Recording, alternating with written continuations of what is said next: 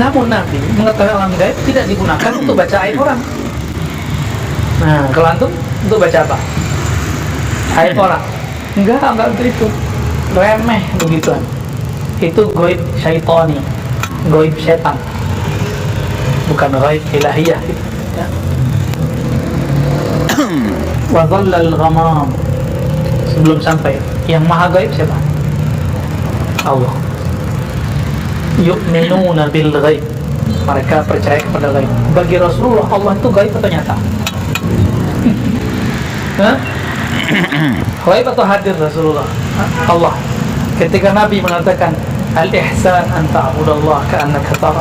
Ihsan itu engkau menyembahnya seakan memandangnya. Berarti Rasulullah itu ngajarin kita dari merasakan Allah itu gaib secara akal, lalu merasakannya secara ruh.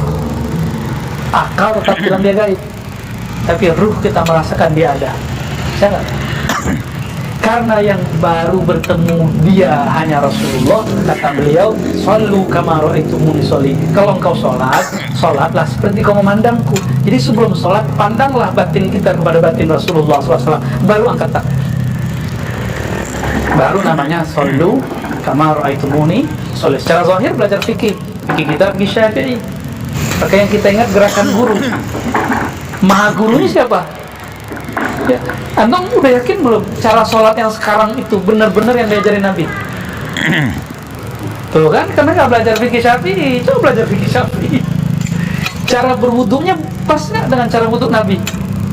Kalau serius belajar fikih Syafi'inya, nanti yakin memang Rasulullah sholat bersuci begitu, sholatnya begitu. Tapi kualitas sholatnya lain cerita. Ya, kan kalimatnya cuma sholat. Nggak ada kalimat khusyuklah kamu seperti aku khusyuk. Nggak mungkin, ya? Nggak mungkin, ya? Ada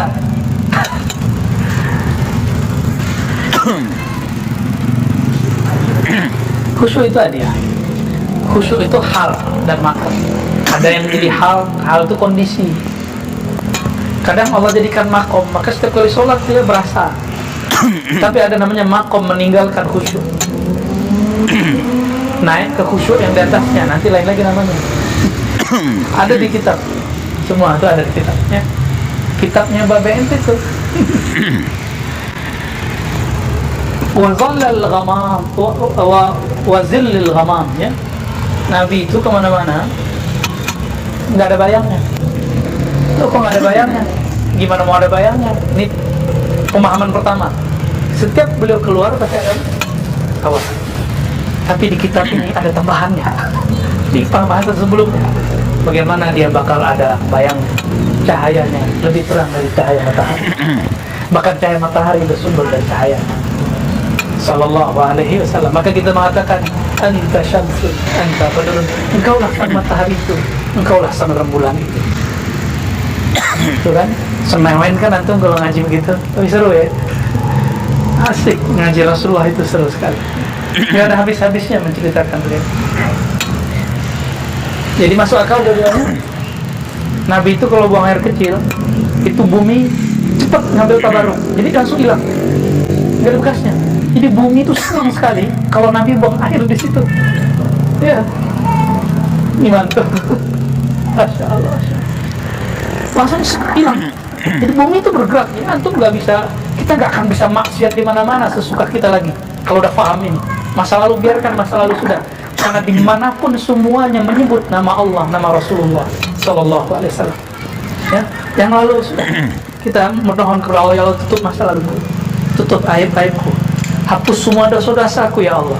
Dulu kita mengira kita bisa menipu Allah, lalu kita maksiat di dalam gedung, maksiat di pojok, di belakang pohon, dalam goa. Nggak bisa. Semua tempat itu menyebut nama Allah. Semua tempat itu bersolawat kepada Rasulullah SAW. Dalilnya apa? Nabi jalan, pohon-pohon mengucapin salam ke Nabi. Nabi jalan, itu goa, itu semua mengatakan Assalamualaikum ya Rasulullah. Salam atas engkau ya Rasulullah. Hadis Bukhari, Muslim, Abu Daud, Tirmizi, semuanya sepakat. Mau lari kemana kita? Mau lari kemana kita? Ya.